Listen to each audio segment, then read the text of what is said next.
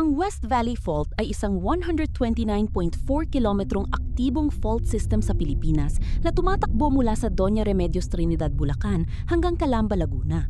Dumararaan ito sa mga lugar na may mataas na populasyon sa Metro Manila, kabilang ang Quezon City, Marikina, Pasig, Makati, Taguig at Muntinlupa, at nagdudulot ng malaking panganib ng isang magnitude 7.2 na lindol na madalas tawaging the Big One. Mahalagang malaman kung gaano kakalapit sa fault line na ito upang mas maging handa at ligtas. Narito kung paano mo makikita ang eksaktong lokasyon ng fault line na ito sa mapa gamit ang online tool na gawa ng NAMRIA, ang ating pambansang ahensya ng pagmamapa. Una, pumunta sa geoportal.gov.ph gamit ang iyong web browser.